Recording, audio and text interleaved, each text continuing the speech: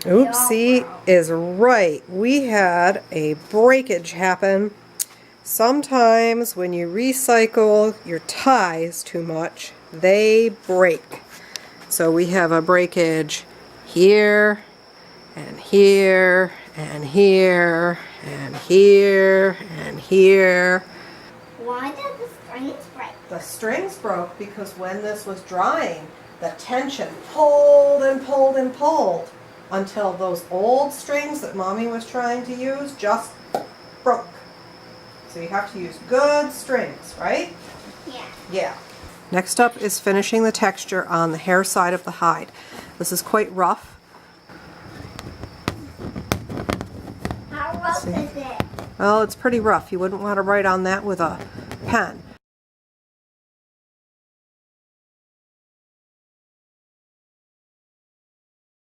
We're going to start at the top, just like we did before, and work our way down. Again, it's a very steep angle on the knife.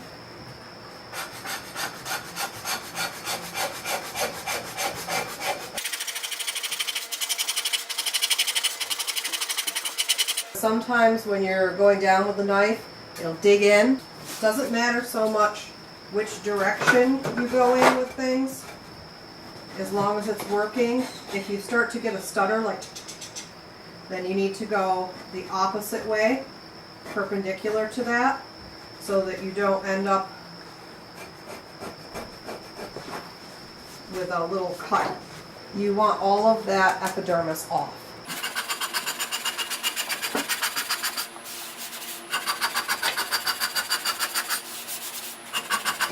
Okay, because this came off right here, it's a bit wobbly, and I am going to sand it down before I re-wet it. Now the other thing I'm doing is I'm feeling wherever it's rough, because up here it's pretty good, but right here it's pretty rough. So that's where I want to hit it with this from a few different angles.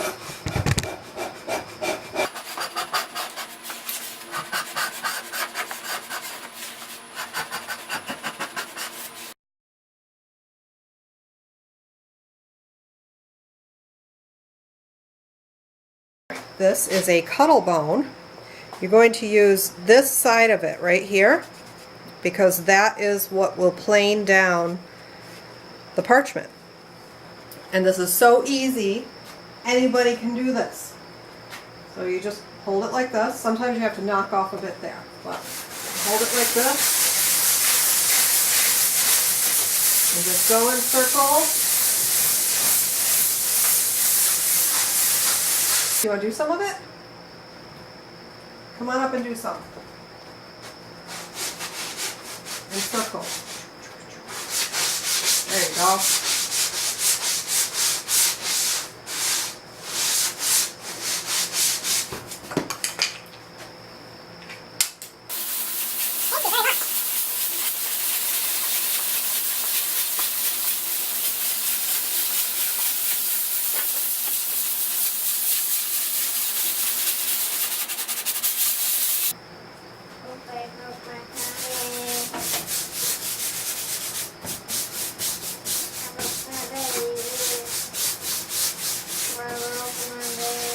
Okay, that took that down to a really nice texture.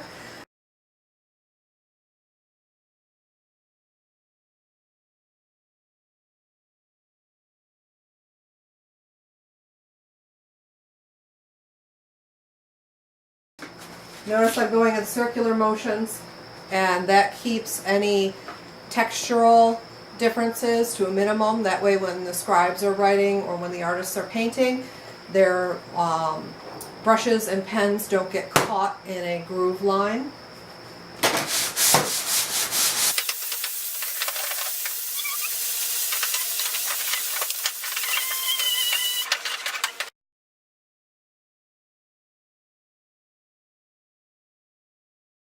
Not everything is the same color all the way up and down this hide. There is a natural variation in the color of the hide that is completely normal. Using the 100 grit sandpaper, things are much smoother. You could probably hear the difference. It's quite a significant difference. It's actually a nice velvety feel at this point.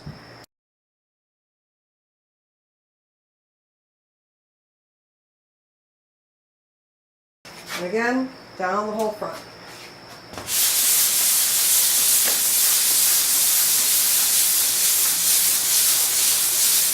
It's a lot of wax on, wax off.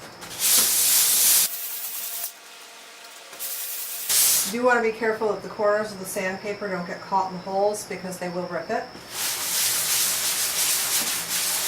So I actually have the sandpaper peeled away like that.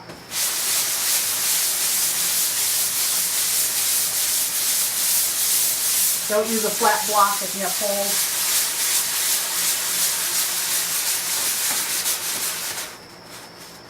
You can hear it catching there. And also when you're sanding around holes, keep the holes in the center. See that? I'm never leaving those holes.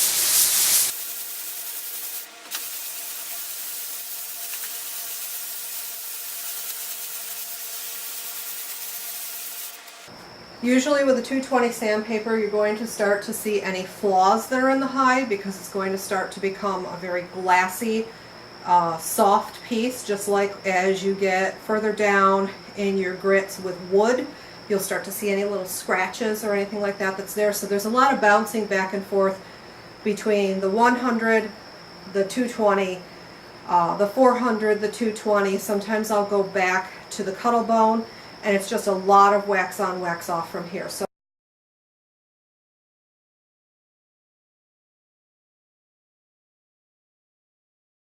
this is really nice and probably the fastest one that I've done. The texture is awesome, and I want you to listen to something. It is not perfectly dry, but it's definitely at drum. Okay, that's what it should sound like on the second day. This feels velvety soft. This is about where I would want it for me personally to write on. For the lady I'm making this for, I want it just a little bit finer, so 400.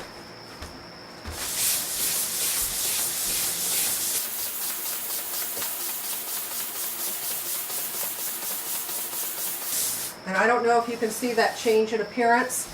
It's becoming, rather than velvety, it's almost like marble right now. And that's what you want to see for a very fine parchment.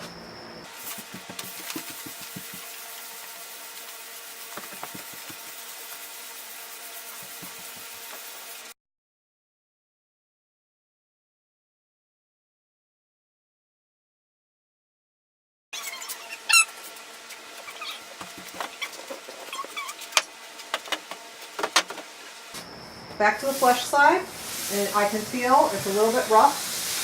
I could go back over it with a knife. It's a little bit rough? It's a little bit rough. As I'm touching it, the hair side is velvety soft now, and now the flesh side is a little bit rough. So I think what I'm going to do is go back to my Cuttle Bone. Cuttle Bone. Talk to my YouTubers like you're all 4-year-olds. Isn't that awesome?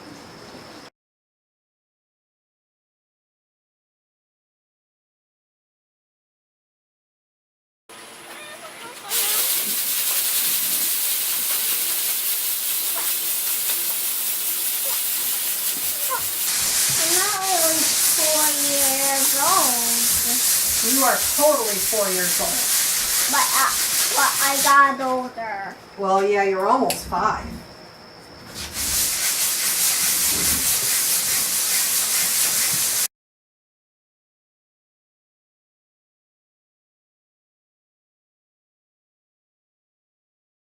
If there are spots that are getting very thin, you want to make sure that you don't over sand those because those can make more pinpoint holes. But you also don't want to shy away from them. I would rather you have a hole than have an area that is rough and that you can't use anyway. You can always patch a hole.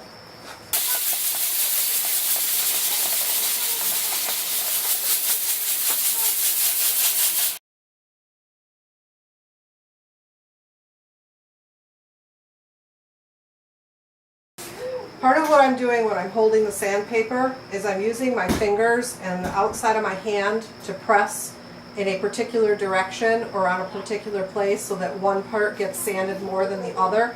You don't have that control with a sanding block, so use it in your hand. It can be a little bit hard on your wrist right here, but that's okay. If you need to take a break, take a break.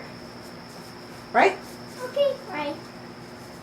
When I was a tiny little baby, I was like this. Yes. And when I grew, then I was like this. If you're that tall, you would be super, super, super tall. This is almost like washing windows. You do have to touch it as parchmenters. This tactile business, like right here, I can feel I need to do more. I don't even have to look at that. I know I need to do more. There's a whiter streak that goes right up through here. That I need to sand just a little bit more. One of the reasons why I like holes better than stones or pegs or nails or anything like that is because when I'm sanding, I can go right over that. Doesn't hurt my fingers. I try not to touch my ties too much.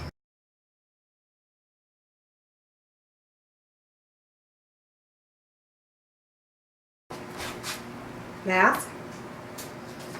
Should have safety goggles too, but they don't fit over my glasses. 400 grit sandpaper.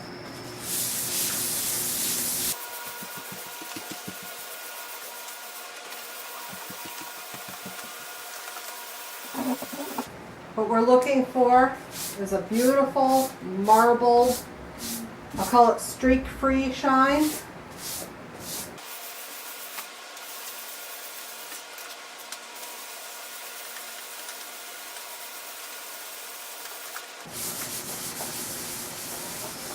You can really put pressure on areas if you're having trouble with them.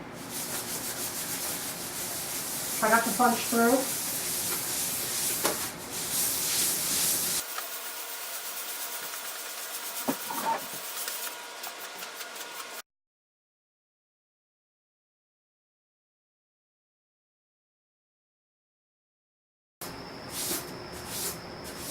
When I'm doing this, I'm brushing away the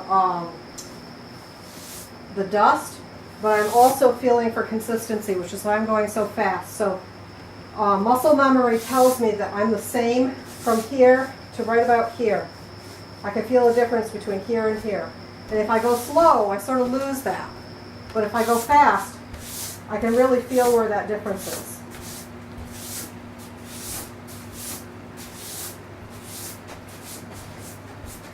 And it's actually really hard to work down here. Most of the time I turn it around.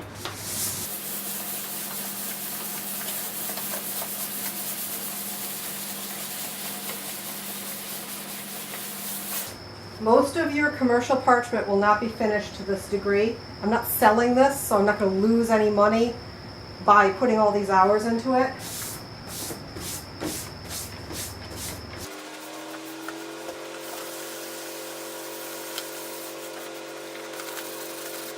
Okay, I am pretty happy with that. I'm not feeling any, well, as I say that.